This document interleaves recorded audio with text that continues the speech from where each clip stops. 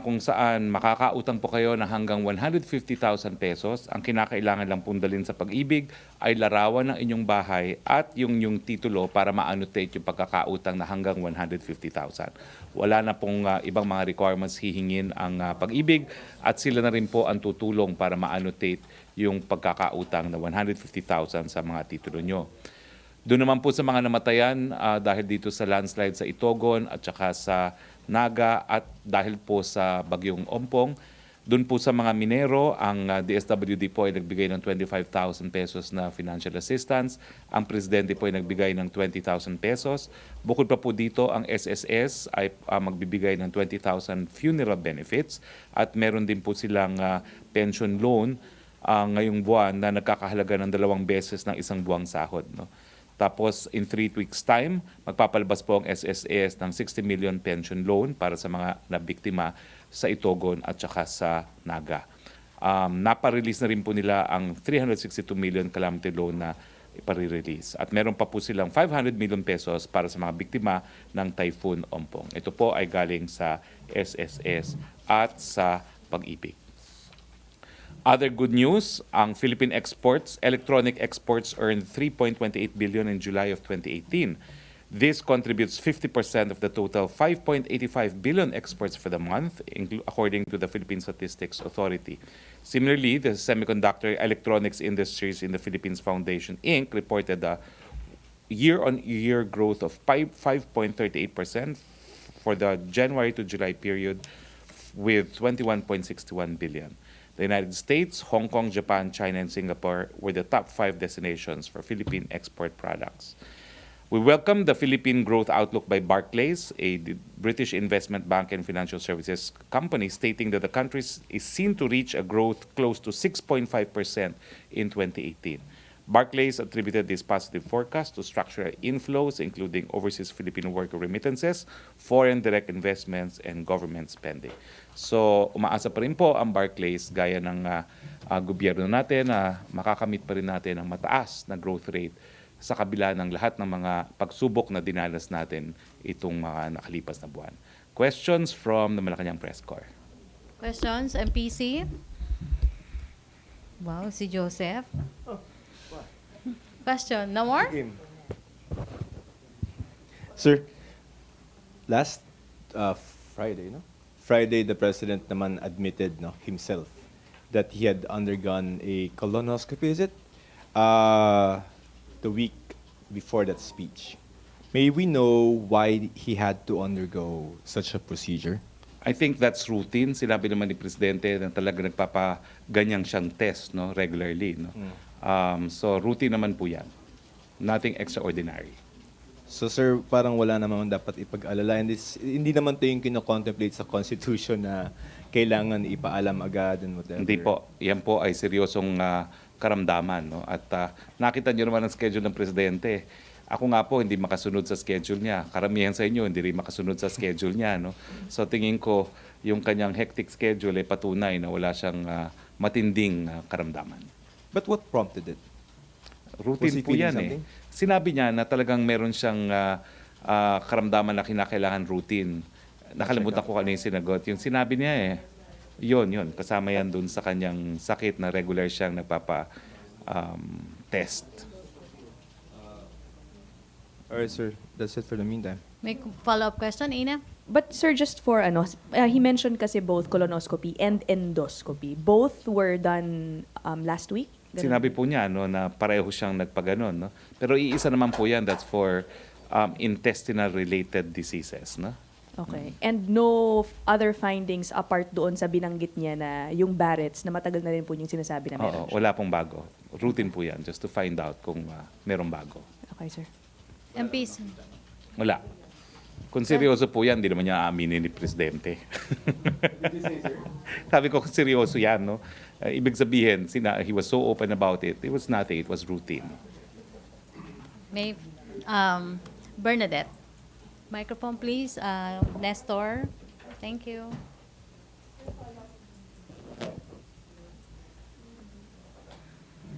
Microphone. Paabot ng microphone na lang, Ina. Nawala ng microphone, paabot na lang yung isang mic. Thank you. Sir, gaano po kadalas yung routine po na to na nagpapa-check up si Presidente na, I mean, nagkakaroon siya ng colonoscopy, Hindi ko po endoscopy? alam kung gano'ng kadalas. Like every quarter or? Hindi ko po alam. Okay. Sige, sir. Thank you po. Other issue? Sige. Ina, ulit.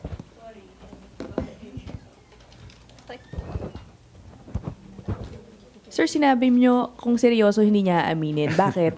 Well, to him it was so routine na he had no qualms about telling everyone, the whole world, that he had it, no. And so I think human nature naman yan, no. Na it's no big deal, kaya it was no big deal to disclose it. All medical condition is otherwise confidential. No? The fact that he's willing to share it means it's no reason for alarm. But if he does have something serious, hindi po ba dapat malaman din po Of course, ito? the Constitution says so, but there is no serious illness that has to be disclosed. So he will if he does Of course, have any? the President's transparent. Yung mama nga, ilang beses na sinabing gusto na nga niyang iwanan yung posisyon niya. No? So he will not cling on if he's dying, no? or very gravely ill. Okay. Thank you, sir. Other issue? Maricela Lili. Sir, good morning. Sir, what do you think of the statement of former Senator Enrile saying na there was no arrest during the martial law regime? That's his belief. He's entitled to it. But as far as the palace is concerned, there are decisions affirming that there were grave human rights violations committed during the Marcos regime. There's even a law in Congress which provides for compensation for victims of martial law. Sir, do you see any hidden agenda on this effort of former Senators Enrile and Senator Bongbong Marcos to talk about it? That's their business. That's nothing that's an issue that we have nothing to do with. Because some of the some of the victims of the former regime is claiming na parang they're trying to twist the history. I don't think they can twist history when there's a law and there are court decisions attesting to what happened, no, during martial law. If you remember, a couple of weeks back, we even had here in Malacañang as guests the members of the compensation board, no?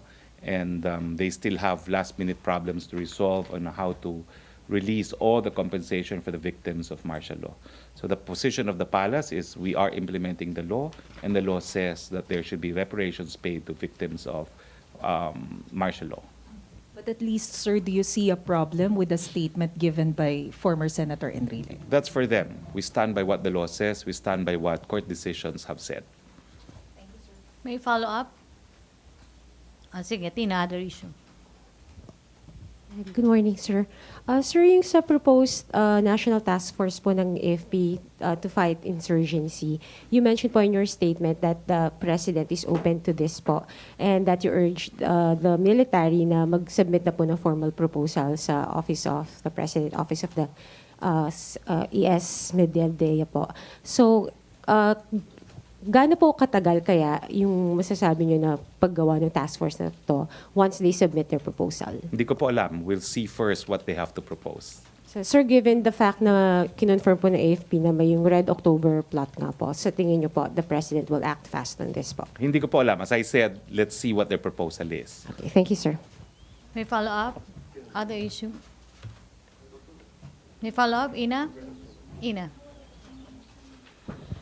Sir, meron po bang any statement because of this supposed Red October plan, again, to oust the president, supposedly? AFP officials confirmed this. Are there any directives from the We have palace? no doubts that the AFP has intelligence information on this. We have no doubts that the CPP-NPA has been out to overthrow the government since they were founded. We have no doubts that there are power-hungry individuals in the opposition who would like to resort to extra-constitutional means to bring down the government of President Duterte. And we have no doubts that the Magdalo Group are addicted to coup d'etats. However, what I will say is that we are confident that we enjoy overwhelming support from the people, and therefore what these groups would want to see, the ouster of President Duterte, will not happen. I call your attention to the latest SWS survey on the war on drugs. It's a singular most important issue. It is also the source for most of the criticisms against the president, And I'm happy to state that 8 out of 10 Filipinos support the president on the war of drugs. This is an overwhelming support from the Filipino people. It validates the importance that the president has given to the war on drugs. It validates the means by which the president has been implementing this war on drugs. Of course, foreigners don't agree, but the president does not give a hoot about what foreigners say. He only cares about what his people have said, and the people have rendered their judgment on the basis of this survey. Take note that I told you that 6 months ago I commissioned also a survey, a more intensive survey, extensive survey involving double the sample, and we got the same results. I think I've distributed that result to you, the Peron study on the war on drugs, no? So I can provide you also the slide. It's the exact same result. 8 out of 10 people support the war on drugs. Bakit po? Doon po sa report ni Peron, ang sabi, because wala pong Pilipino na magdidispute ng katotohanan na mas tahimik, mas payapa ang mga komunidad natin dahil dito sa war on drugs. So kung ang pinag-uusapan po ay yung pinakamalaking issue na binabato nila sa presidente, itong war on drugs, sorry po sa oposisyon, naninindigan pa rin ang taong bayang Pilipino dito po sa kampanya ni presidente. Sir, and as far as Malacañang is concerned, kabilang pa rin yung so-called yellows dito sa plot na to? Ay, hindi po yan. Sila po yung maraming gahaman sa kanila sa kapangyarihan. Hindi makapagantay ng eleksyon. Alam niyo po yung people power, sinuportahan din po natin yan. Pero sinuportahan natin yung people power na 86 kasi yung tinanggal sa pwesto, wala nang mandato. Hindi niyo po mapi-people power ang tao na mayroong mandato. Tinalo po ni Presidente yung kandidato nila ng 6 million votes. Wag na po sila managinip ng people power para matanggal si Presidente sa kanyang posisyon. Okay, because People power po will work kung wala pong mandato yung tinatanggal. It will not work when the people elected the President to a fixed term of office. Okay, sir, because meron pong quote si Brigadier General Parlade saying that although they did recover documents linking Tindig Pilipinas to this supposed ouster plot, they withdrew after realizing, supposedly, that communist leaders were behind it. Ewan ko sa kanila. Basta, hindi sila makaantay. Antayin yung eleksyon, tumakbo kayo sa eleksyon. Yun lang po, ganyan po talaga ang demokrasya. Okay, sir. Thank you. Follow up, Christine? Sir, you said the survey on the war on drugs is parang show yung support of the president. Yun lang ba, sir? I mean, is that the only basis? Because it's just one issue that... It's one issue, pero ito po yung pinakamatinding issue na binabato nila labang kay Presidente. Di umano yung mga illegal killings na nagaganap dahil sa war on drugs. Despite po sa mga binabato nila kay Presidente dito sa war on drugs, 8 out of 10 support the President po. So that's sufficient, sir, to say you have that overwhelming support of I the can people. say it with confidence that the people overwhelmingly support the President's war on drugs, as evidenced by this survey, and the survey which I have also commissioned. Joseph Morong. So yun lang pong sa ouster plot. We've been hearing this from the President himself maybe a couple of months ago pa, no? Okay, so there's an ouster plot, AFP confirms it. What is the government doing doing about it? Sinasabi po namin sa taong bayan. Dahil ang taong bayan po ang offended party rito kapag natuloy ang kanilang pagnanais. Dahil ang nagbigay po ng mandato sa taong bayan, ang nagbigay ng mandato sa presidente para manungkulan ay ang taong bayan. So kung sila po ay magiging tagumpay na patalsikid ng isang hinala ng taong bayan, ang offended party po dito, sambayan ng Pilipino. In recent memory, yung may ganyan na oplan to overthrow the president was the former President Arroyo. That's why she declared 1017, right? We're not exploring that kind of option to With run 8 after? out of 10 supporting the war on drugs, alam mo, sinasabi lang namin na katotohanan, maraming gahaman dyan. Ang sagot lang namin, dream on. Kasi nga, wala naman silang suporta ng taong bayan. As evidenced by the fact na kung pinaka-controversial na programa ng presidente, 8 out of 10 ang sumusuporta. In terms of capability, you don't think this group will be able to... When you won by the margin that the president had in the elections and when you have this kind of support being shown in surveys, mahihirapan po silang patalsikin ng presidente. Just one last point, sir. Because you mentioned that the president mentioned naman before that he's willing to come out, no, with the evidence and the information that supposedly came from a foreign government. So, in terms of evidence to this, Well, I leave that to him. No, what he said was he is in the process of declassifying this information. So when it is declassified, we will share it with the people. all right, sir. Thank you. Follow up, Pia. Other issue na. Si Rose muna. Rose? Hey sir, bukod po dun sa mga nabanggit na dati na mga action ng government regarding sa inflation, nito lang recently sinabi ng OPEC at ng Russia na hindi sila magkakaroon ng mass production ng oil. So asahan pa natin yung patuloy na pagtaas ng presyo ng mga bilihin. Sa government po, paano natin to aaksyonan dahil mas marami po na naman ang mahihirapan, lalo na po holiday season at paparating. Ulitin ko po, no, yung pagtaas po ng presyo ng langis, hindi po natin kontrolado yan. Pero gumawa na po tayo ng hakbang. Sinabi na natin na mag-aangkat tayo ng mas murang diesel. Nagsimula po yan dito sa ating press room at nagkaroon naman ng katuparan. Nag-import na po tayo. No? Hindi lang tayo maka-import ng ganong karami kasi wala tayong storage facilities para riyan. Pero nagkaroon na nga ng kontrobersiya, no? Kung papayagan yung mas maruming diesel na mas mababang halaga o i-insist natin yung mas malinis. Pero sa tingin ko po, kapag talagang lalo pang tumaas ang presyo, wala na tayong choice. No? Kinakailangan natin mag-angkat na mas mura, albeit mas maduming langis. Panandalian lang naman po yan. Dahil alam naman natin na kinakailangan pangalagaan talaga ang ating kalikasan. No? Pero yan po ang pinaka-importanting solusyon na naisip ng gobyerno bukod pa doon sa pag-aangkat ng pagkain. Dahil alam natin na kapag tumaas ang presyo ng krudo at langis, tataas talaga lalo na ang presyo ng pagkain. Pagdating po sa bigas, ang mabuting balita, DTI na po mag-i-import ng bigas at hindi lamang commercial rice ang i-import nila. Kasi ngayon po, wala talaga tayong shortage ng commercial rice. Kaya lang, ito po yung mahal na bigas na ini-import ng mga nangangalakal. So DTI na po ang mag-aangkat at mag-i-import yung 25% broken para mabenta at 27 per kilo. So hindi na po tayo aasa sa NFA. At yan po yung napakabuting balita dahil kumbaga binasag natin yung monopolya ng NFA dun sa desisyon kung kailan mag-aangkat ng bigas, lalong-lalo na yung murang bigas. Namar, wala na follow-up? RJ? Ay, sorry, Pia, follow-up? Pia muna. Sir, since we're talking about inflation, I know you've answered already yung post ni former Senator Mar Rojas, but do you think that there's merit on his suggestions to address inflation? Who told him he's the only one who said that?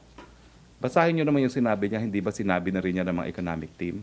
Kaya when I told him to shut up, it's because we don't need this advice dahil the same advice has been given by government, by the economic team of the president.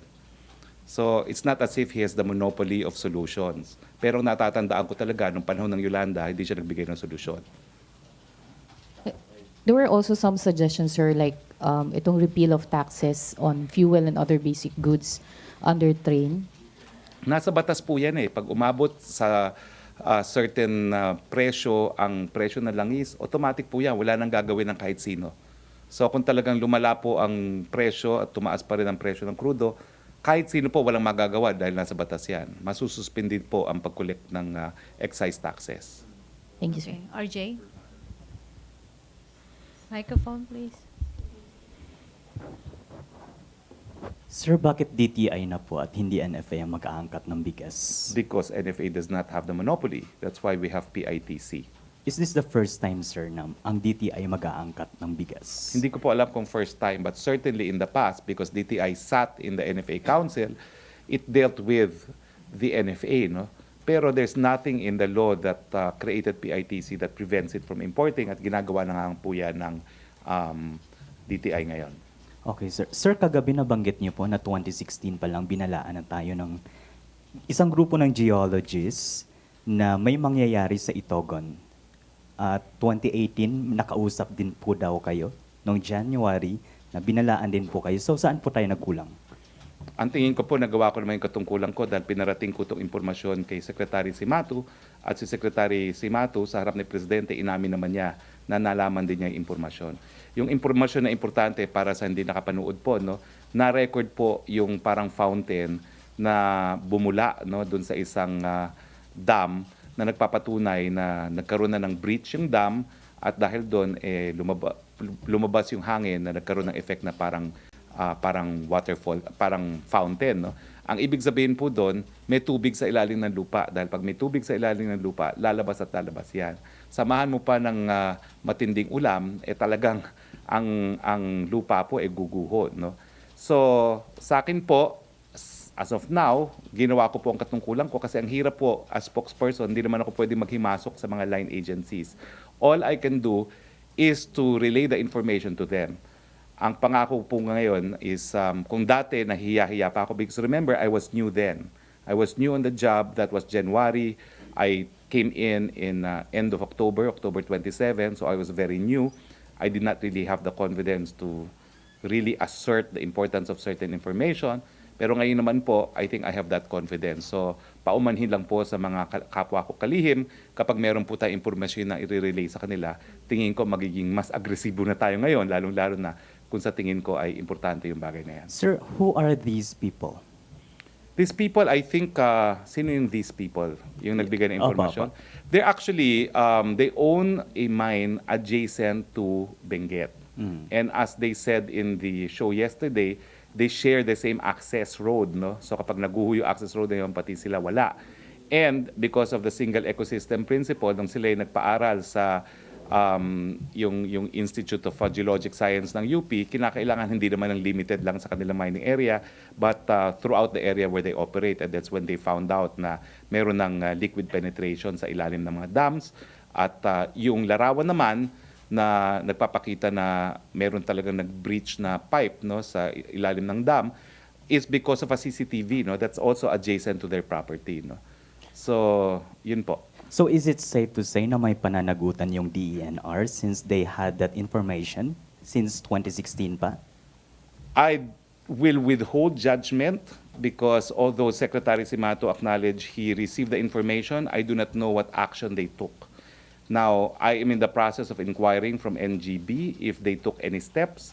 And preliminarily, they told me that they have actually fined the owner of the mining rights repeatedly and that these fines have not been paid. I am not sure if the fines are sufficient. But that's something that I want to make public this week from MGB.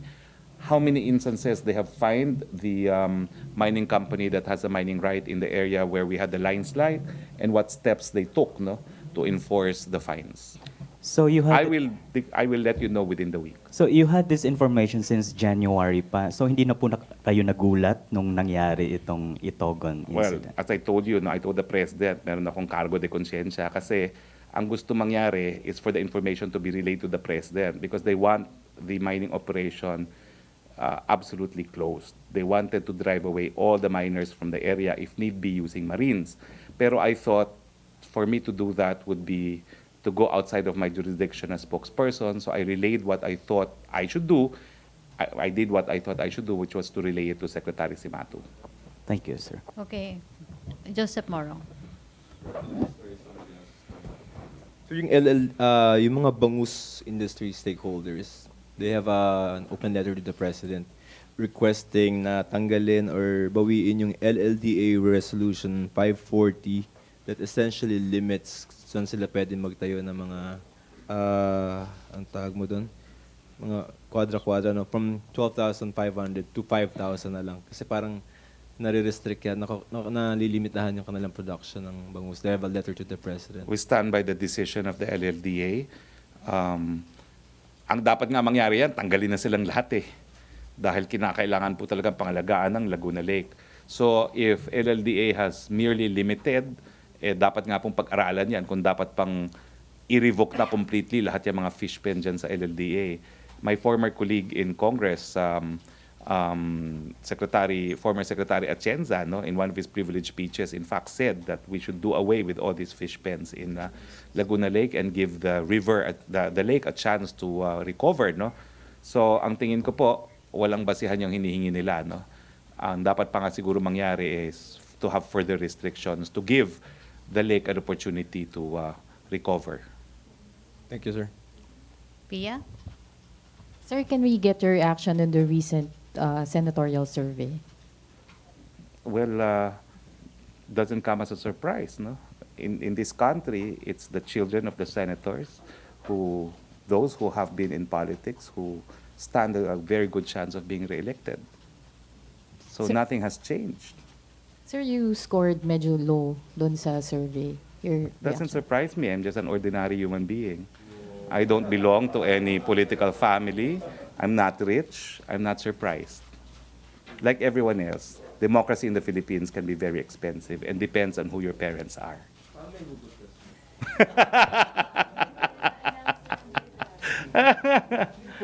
Yes, you asked for my views on the matter. I gave it to you.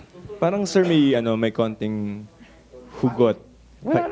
Wala namang hugot yan because there's hope. Because remember, President Duterte was elected despite the fact that he was in the bottom of the survey at the time of filing of certificate of candidacy. And I think he's a phenomena by himself because he rejected the notion of who may be elected into high office into the Philippines. No, he proved that it is not always the case. So may pag-asa pa naman dun sa mga nasa hulihan. Nasa ng laylayan. listahan. Yes. Dahil laylayan naman si Presidente Digong nung nagsimula siya only to win with an overwhelming margin. So sir, the dream continues for you.